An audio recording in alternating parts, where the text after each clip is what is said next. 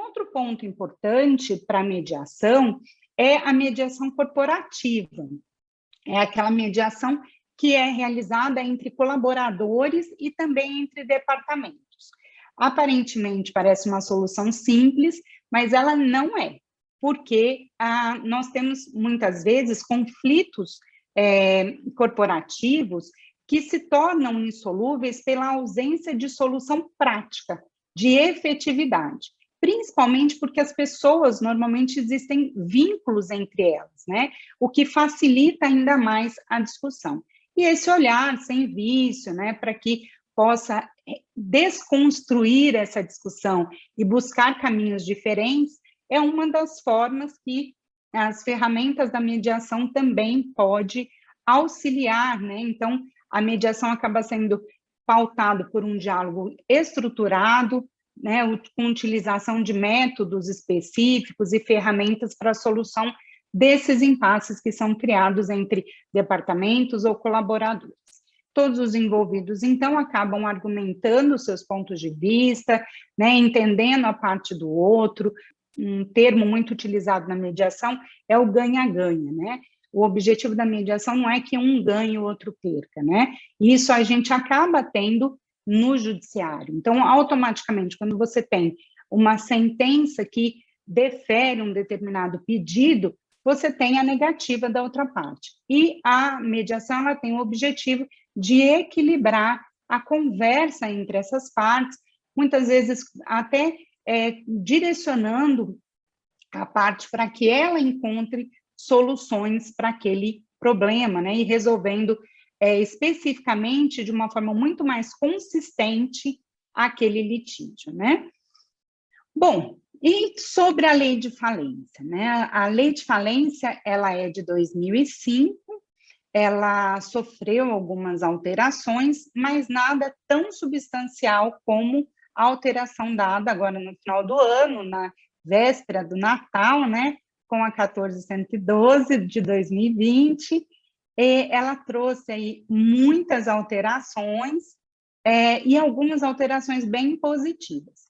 Existem algumas alterações que ainda estão sendo discutidas, muitos autores entendem que nós teremos algumas ações judiciais que demandarão sobre a aplicabilidade ou não de alguns institutos, mas eu quero principalmente conversar com vocês como que a mediação pode auxiliar quando nós estamos aí numa situação de insolvência patrimonial, né, tendendo a uma falência, ou então quando se está na necessidade de uma reestruturação, apesar de um alto grau de comprometimento econômico patrimonial, a recuperação ela tem que cumprir alguns requisitos, e o principal deles é a viabilidade.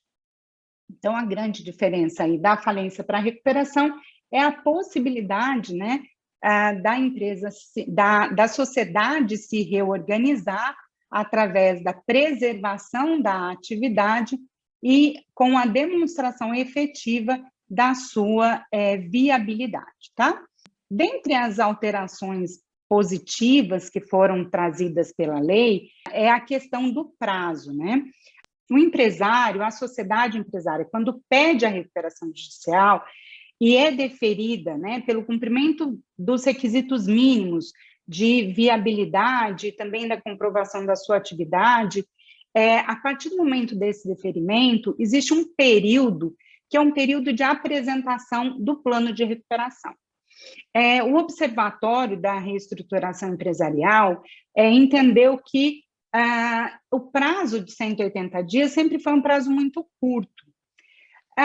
Por diversas vezes ele era renovado, muitas vezes se criticava a renovação desse prazo, e agora o legislador trouxe especificamente que o prazo ele vai ser renovado caso o devedor não tenha concorrido para que essa superação do prazo para que ele não tenha acontecido por culpa do devedor, né?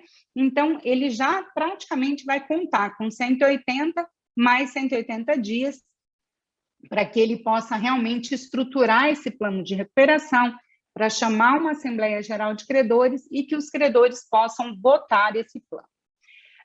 Existe, né, o que a gente chama na recuperação da countdown, que é a possibilidade do juiz, verificando o cumprimento de alguns requisitos na recuperação e não sendo aprovado na Assembleia Geral de Credores, o juiz poderá deferir. Isso também é um tema bem polêmico, porque nós utilizamos uma normativa americana que não foi totalmente traduzida, se é que a gente pode falar assim, né, para o nosso ordenamento, né, acaba muitas vezes a interpretação é que há uma situação muito forçada, né, para que seja realmente aprovado, mas existe essa possibilidade judicial.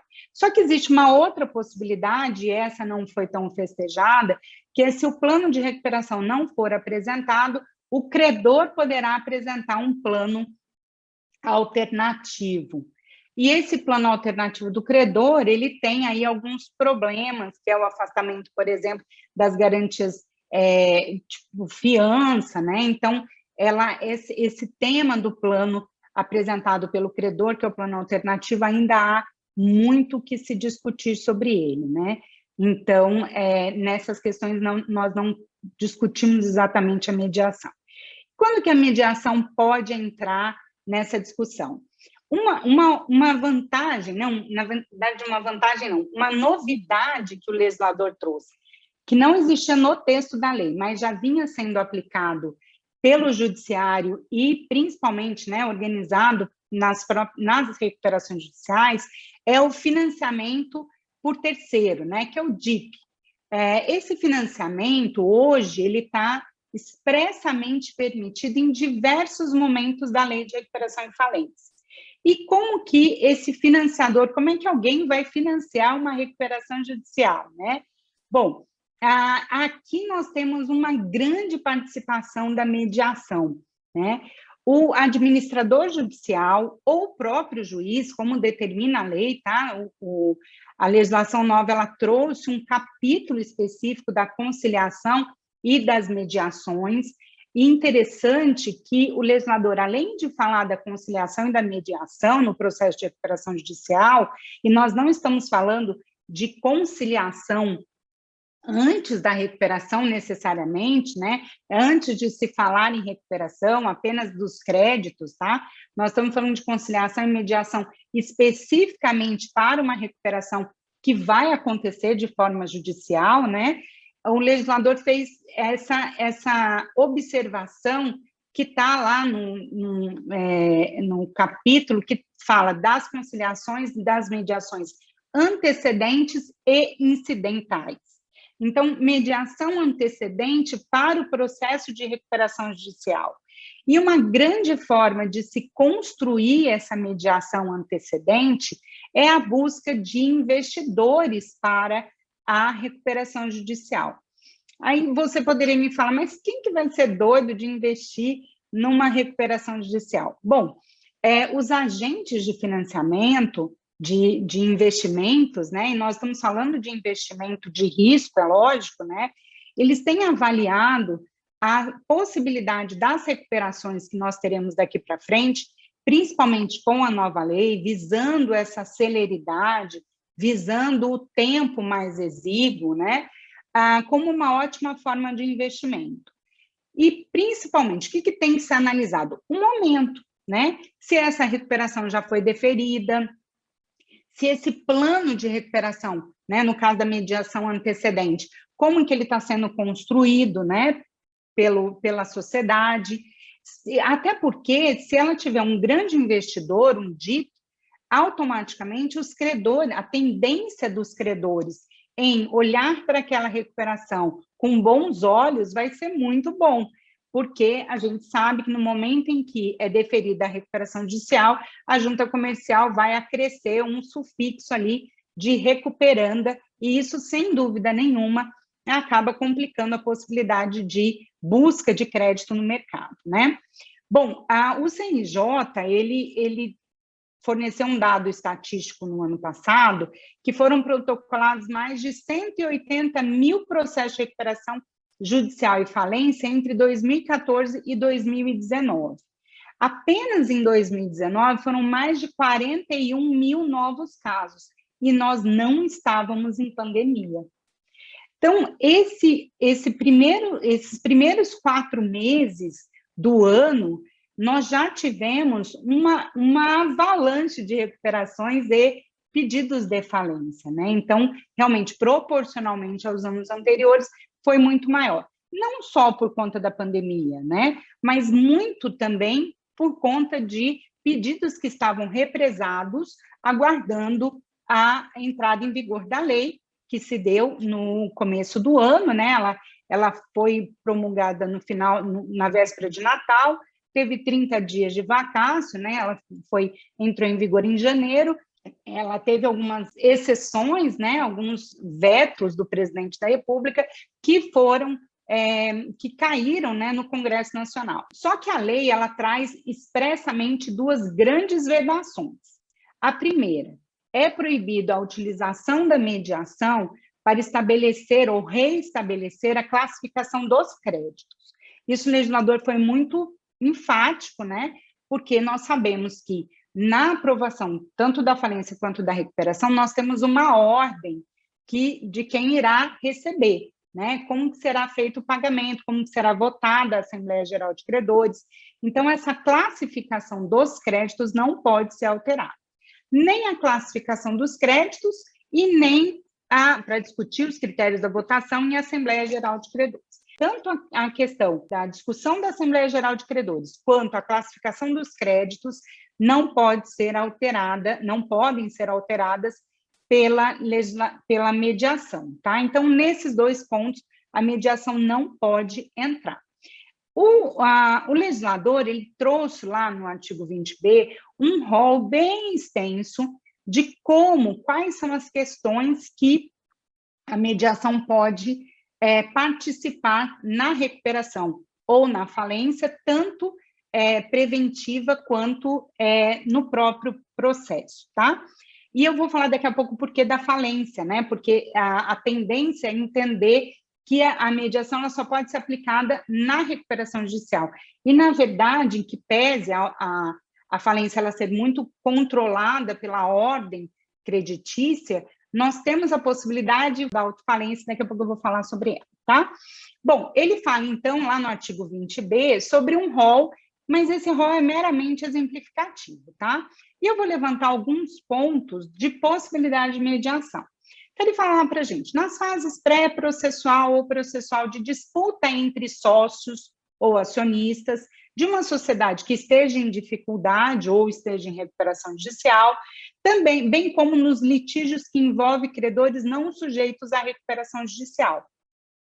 Bom, credores não sujeitos à recuperação judicial, nós temos a questão dos credores com garantia fiduciária, né, por exemplo, a disputa entre os sócios para que essa recuperação ou essa falência aconteça.